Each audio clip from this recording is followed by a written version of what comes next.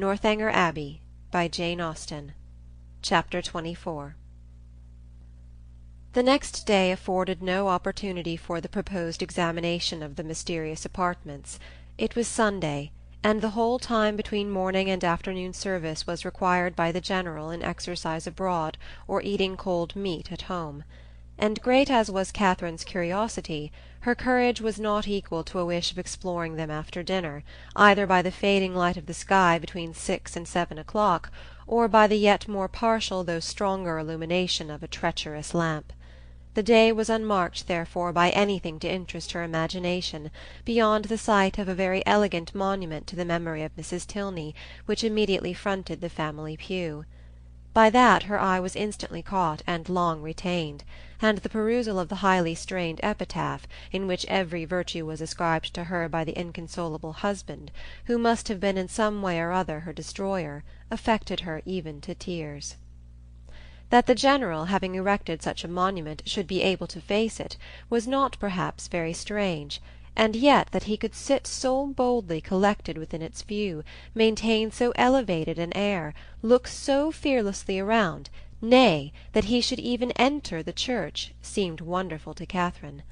Not, however, that many instances of beings equally hardened in guilt might not be produced. She could remember dozens who had persevered in every possible vice, going on from crime to crime, murdering whomsoever they chose, without any feeling of humanity or remorse, till a violent death or a religious retirement closed their black career. The erection of the monument itself could not in the smallest degree affect her doubts of Mrs. Tilney's actual decease. Were she even to descend into the family vault where her ashes were supposed to slumber, were she to behold the coffin in which they were said to be enclosed, what could it avail in such a case? Catherine had read too much not to be perfectly aware of the ease with which a waxen figure might be introduced, and a supposititious funeral carried on. The succeeding morning promised something better. The General's early walk, ill-timed as it was in every other view, was favourable here, and when she knew him to be out of the house, she directly proposed to Miss Tilney the accomplishment of her promise. Eleanor was ready to oblige her, and Catherine reminding her as they went of another promise, their first visit in consequence was to the portrait in her bedchamber.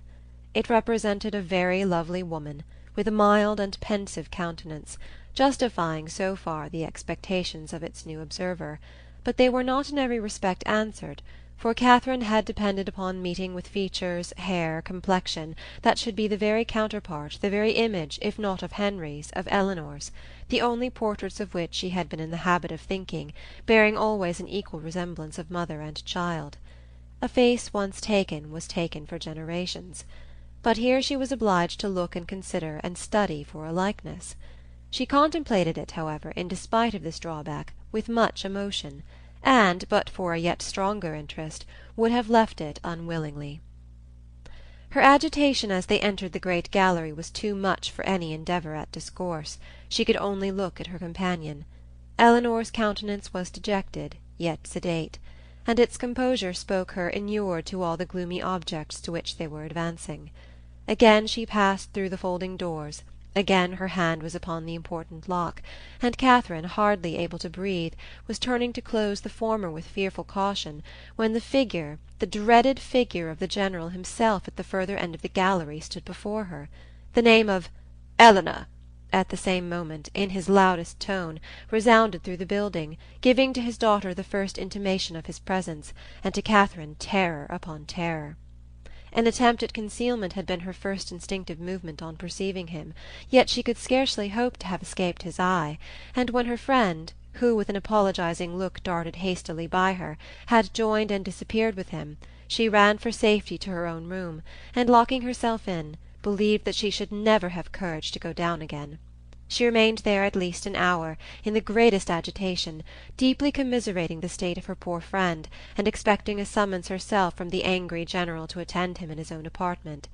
No summons, however, arrived, and at last, on seeing a carriage drive up to the Abbey, she was emboldened to descend and meet him under the protection of visitors. The breakfast-room was gay with company, and she was named to them by the General as the friend of his daughter, in a complimentary style, which so well concealed his resentful ire as to make her feel secure at least of life for the present. and Eleanor, with a command of countenance which did honour to her concern for his character, taking an early occasion of saying to her, "My father only wanted me to answer a note," she began to hope that she had either been unseen by the General, or that, from some consideration of policy, she should be allowed to suppose herself so. Upon this trust she dared still to remain in his presence, after the company left them, and nothing occurred to disturb it. In the course of this morning's reflections she came to a resolution of making her next attempt on the forbidden door alone. It would be much better in every respect that Eleanor should know nothing of the matter. To involve her in the danger of a second detection, to court her into an apartment which must wring her heart, could not be the office of a friend. The General's utmost anger could not be to herself what it might be to a daughter, and besides she thought the examination itself would be more satisfactory if made without any companion. It would be impossible to explain to Eleanor the suspicions, from which the other had, in all likelihood, been hitherto happily exempt, nor could she therefore in her presence search for those proofs of the General's cruelty, which, however they might yet have escaped discovery, she felt confident of somewhere drawing forth, in the shape of some fragmented journal, continued to the last gasp. Of the way to the apartment she was now perfectly mistress, and as she wished to get it over before Henry's return, who was expected on the morrow, there was no time to be lost. The day was bright, her courage high. At 4 o'clock the sun was now 2 hours above the horizon, and it would be only her retiring to dress half an hour earlier than usual. It was done, and Catherine found herself alone in the gallery before the clocks had ceased to strike. It was no time for thought. She hurried on, slipped with the least possible noise through the folding doors, and without stopping to look or breathe, rushed forward to the one in question. The lock yielded to her hand, and luckily with no sullen sound that could alarm a human being. On tiptoe she entered. The room was before her, but it was some minutes before she could advance another step. She beheld what fixed her to the spot and agitated every feature.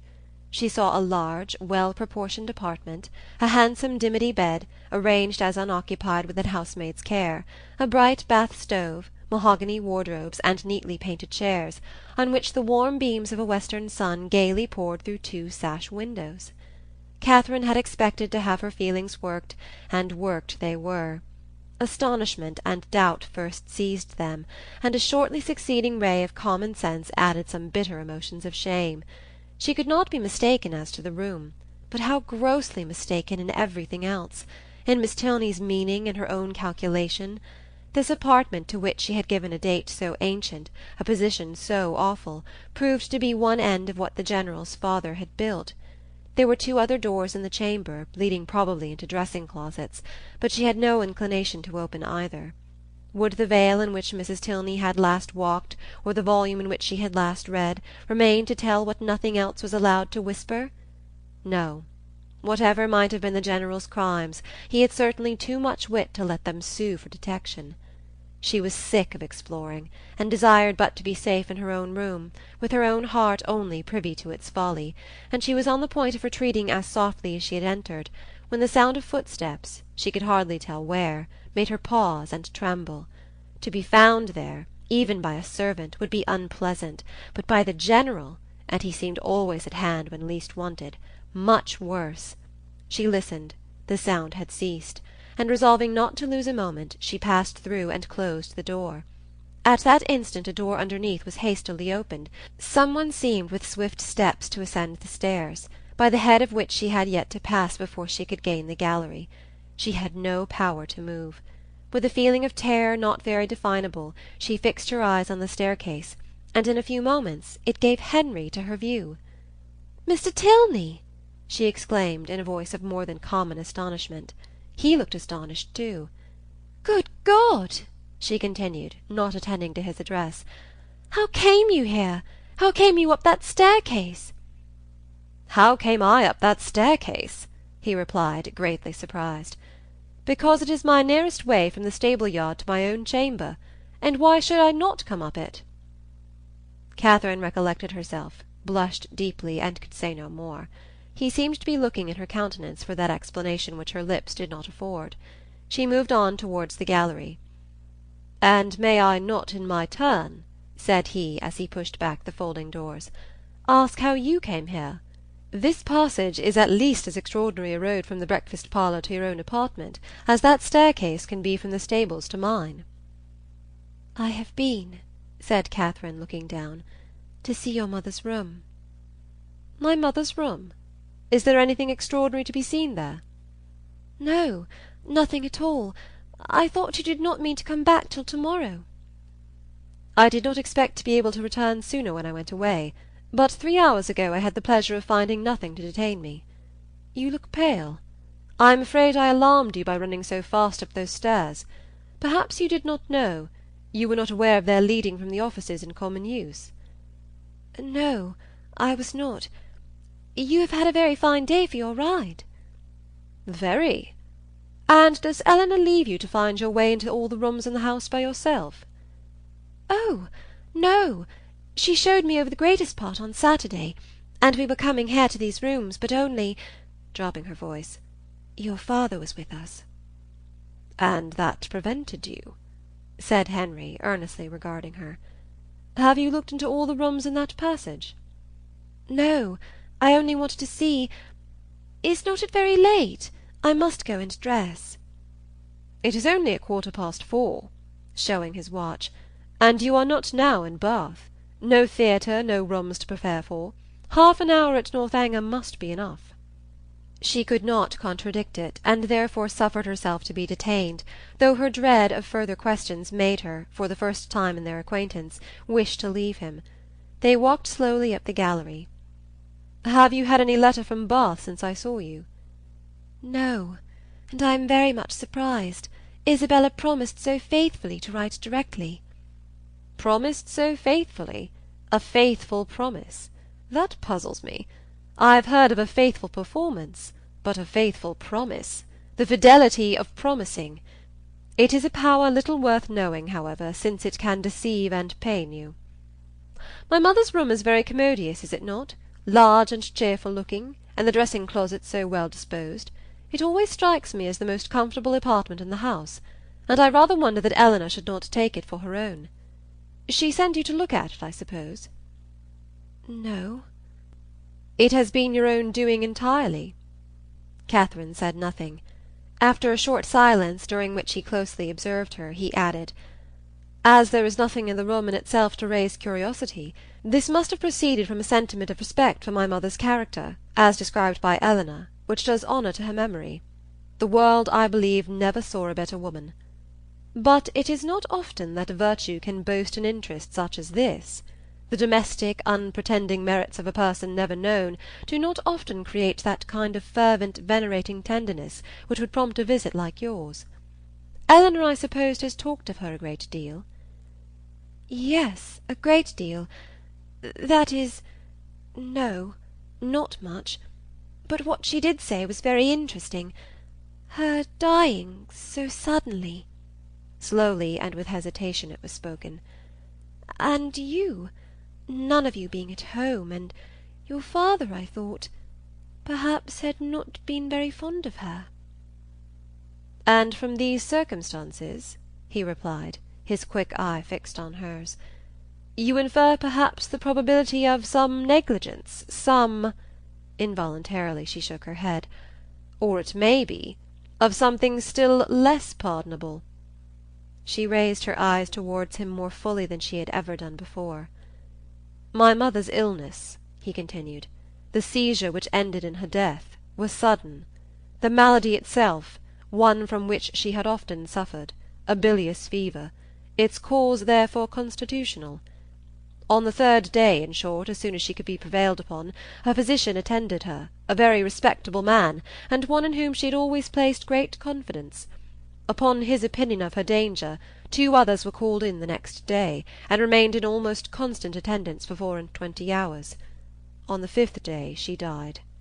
During the progress of her disorder, Frederick and I—we were both at home—saw her repeatedly, and from our own observation can bear witness to her having received every possible attention which could spring from the affection of those about her, or which her situation in life could command.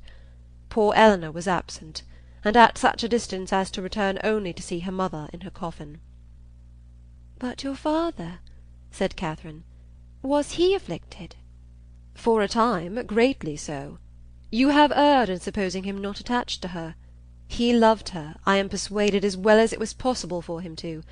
We have not all, you know, the same tenderness of disposition, and I will not pretend to say that while she lived she might not often have had much to bear, but though his temper injured her, his judgment never did. His value of her was sincere, and if not permanently, he was truly afflicted by her death.